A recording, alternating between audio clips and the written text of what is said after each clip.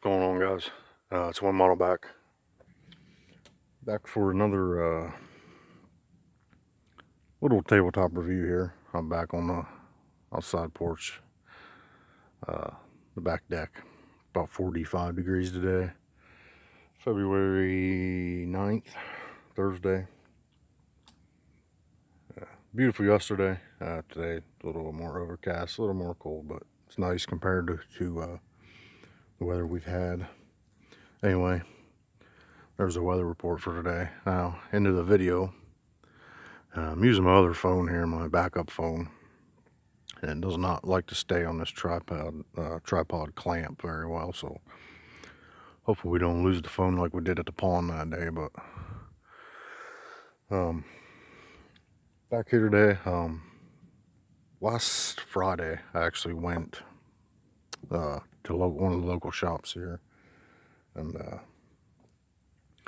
I picked up this old girl here, and this is old. I did not know it was this old, or how old it was when I originally bought it. I looked at it for a couple weeks. You know, the last 2 or 3 times I was in the shop, I seen it, and every time I went back in, it was still there. So I finally bit. Picked this up for like $130, as with a box of picked up a box of stingers, CCI stingers too. And between the gun and the stingers, I walked out under $150. But this gun here is a, flip her around here,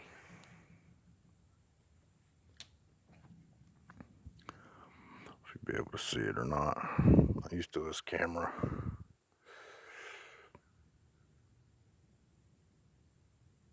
It is a Springfield Savage model 84C. Model 84C right there. I can't tell if that's coming in for you guys or not, but hopefully you can see it. Springfield Savage Arms Corporation, Chicopee Falls, Massachusetts, USA. It is a bolt action, super short throw bolt.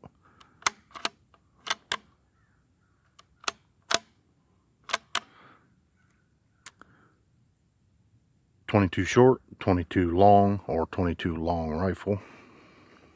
Now,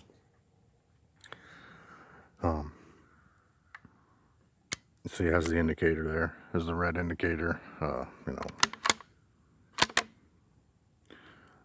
The safety on this is a thumb safety. I call it a thumb safety. Now, this is reversed. A lot of guns today, push up, ready to fire. This is reversed. This is old. Back is ready to fire. Up is safe. And you can see right there, there's an arrow and a safe. It says safe pointing forward. So fire, forward, safe. Now, as you see, iron sights has the standard fixed front. I call it a fixed T sight. I always called these T sights. You guys may call them something different. And then it just has the typical rear notch.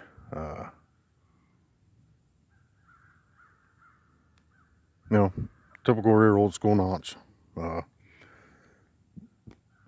Kind of an inverted buckhorn. That is adjustable. The rears are adjustable on this. You see little notches. I did not get a chance to shoot this yet. I've been busy this week at the shop. Had some pretty cool vehicles in. But as you see, the bluing on this thing, besides a tiny little bit of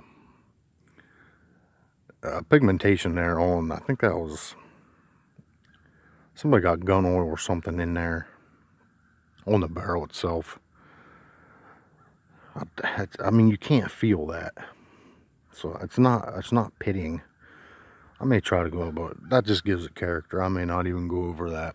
But besides that,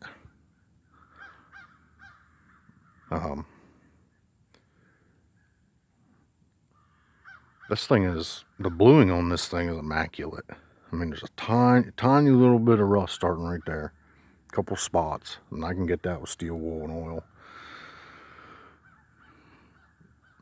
The barrel is just, the receiver is super clean. Now the bolt, obviously here on the handle, you can see the chrome, the aluminum, the coating is worn. And you see some rust starting there. And then back here, at the very end of the bolt, I'm not used to filming on this fucking camera, bear with me. Right here at the back of the bolt, there was some rust.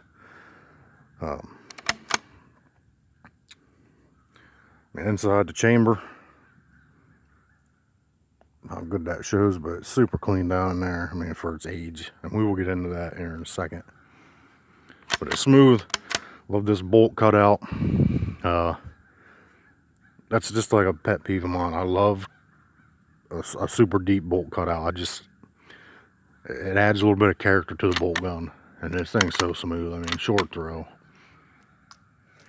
Now, of course, you look at the trigger. See, there's movement in that trigger. Yeah, well, this is old, and let me tell you, I did not. Let me look at the underside of this here quick. Sling swivels already on it, front and rear. This is an American walnut with a golden oaks some sort stain. You can see there's a couple nicks.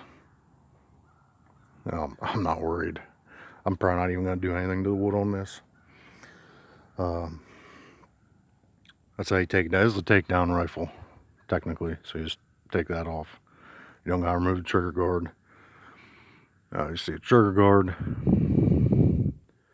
little bit of bluing missing off of it, but all in all, just a gorgeous rifle. J-hook trigger, as I call them. Really tough. I mean, pretty thick butt plate on this for the year. And look at the mag now. This is the toughest thing about this gun. These springs on these mag releases were ridiculously tough. I mean, if this magazine falls out into here, you got issues. That ain't coming out. So you really got to pull back on that before that even moves. And then you got to kind of pull it front. So you just don't pull straight out. You got to pull kind of up towards the barrel and it'll come out. But it's a 5-round. This is a factory mag. And you can see there's a little bit of pitting on it. But it's pretty, it has plenty of tension yet on the follower and everything. Now you can get modern Savage magazines that'll fit this. I can't remember the specific models of Savage. They're 22s, but you can get their modern, some of their modern Savage 22 rifles. Their magazines will fit this. And this is a 5-round. You can get 10 rounds. They didn't make them for this gun, but as I said, you can get 10-round Savage mags for this. I don't know if I will or not. I might just keep this modern, but yeah, just rock her back a little bit. It goes up in, kind of rocks back, kind of like a AK mag. Put her in on an angle, but now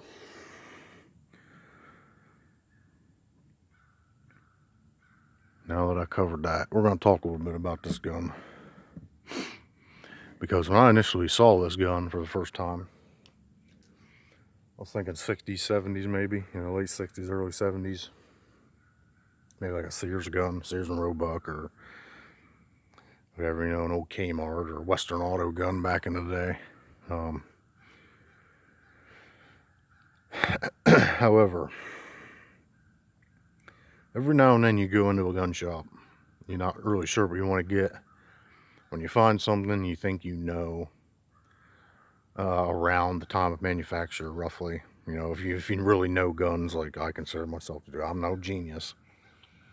You know, I have a pretty good understanding just by looking at a gun. Normally, when it was made, you know, the time period, and you know, all that. However, this girl got me.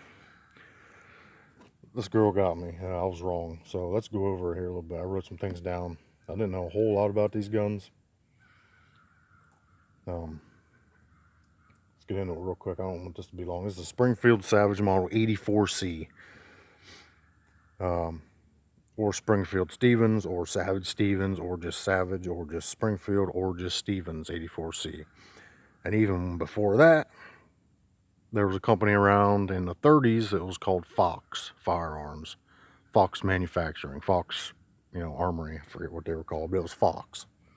F-O-X, like the animal. Or something. Of course, I told you 5-round detachable mag to take the Savage 10 rounders if you can find them. 22 long rifle, bolt action. Can take longs and shorts. The barrel.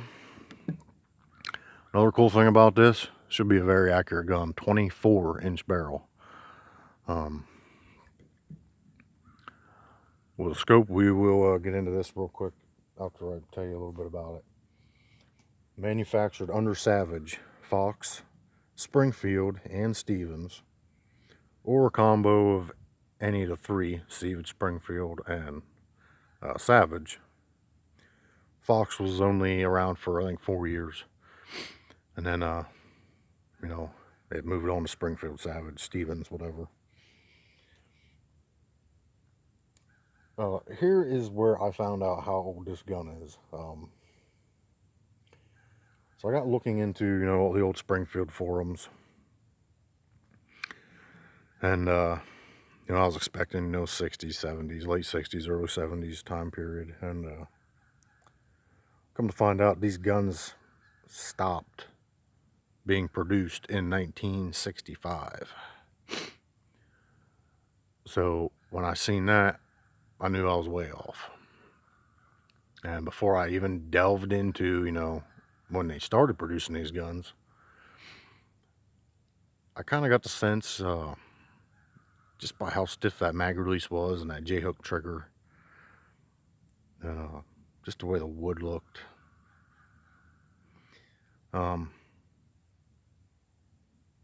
After I seen 1965 was the last year, I kind of figured I had something fairly old on my hands. Now, this Model 84C, just in general, not counting, you know, specifically Stevens, specifically Savage, you know, specifically Springfield, whatever. The 84C in general was produced from 1938 to 1965, all right? Now, prior to 1949, this gun had no, what they call alpha codes, all right? So, before 1949, so 1948 and older, so from 1948 to 1938, you know, 10, 11 year span, this gun had no, what they call alpha codes. And the alpha code, or letter of designations, as they were referred to later, after the model number, they were between the barrel and the receiver. So, if we look,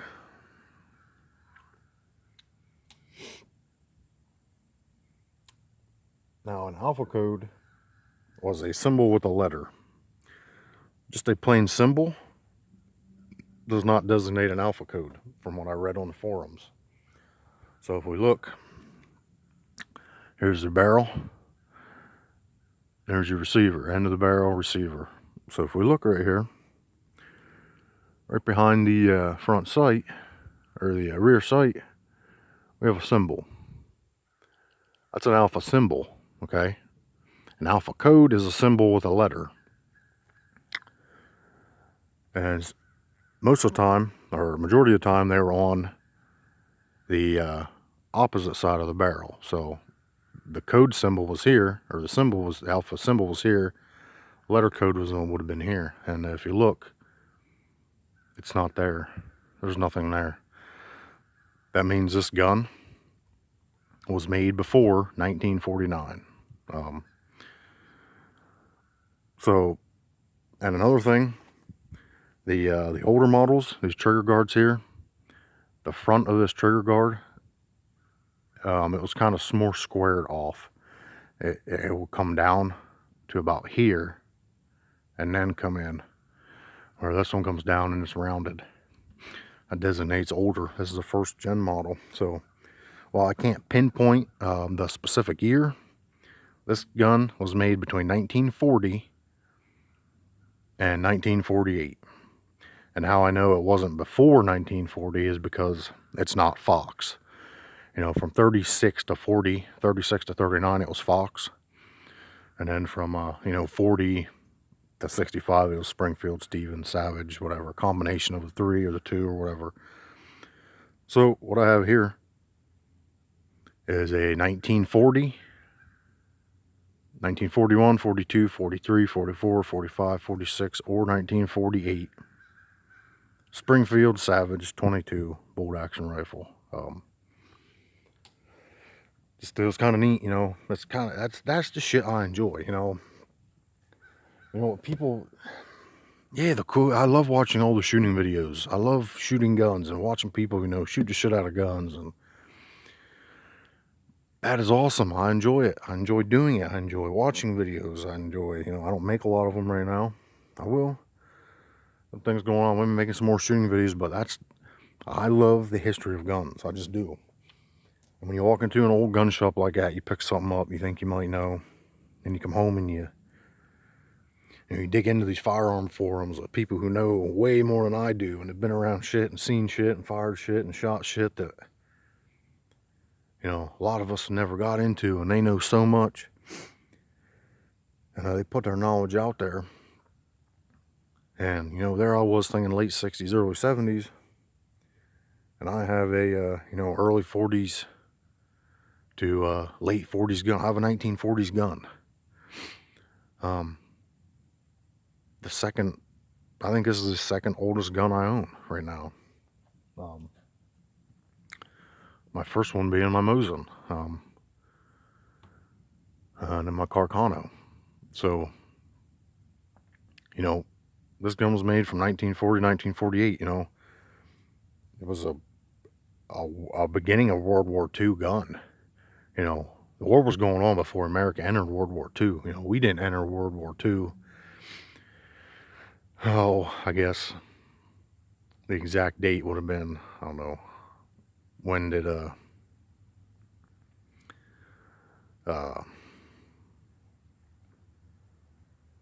did FDR make that speech? I don't know. Anyway, Pearl Harbor was December 7th of 41.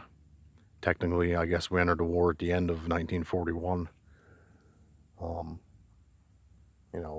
First full year obviously would have been 1942. And World War II ended in, 45. So this is a World War II gun. This gun was being produced before we were in war, before America was in World War II. During World War II, during America's involvement in World War II. And, of course, and then after the war ended, for 4 more years, or 3 more years, you know, this gun, this specific model, was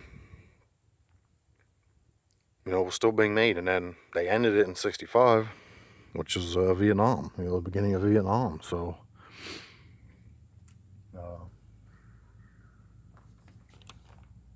this gun's special in that way.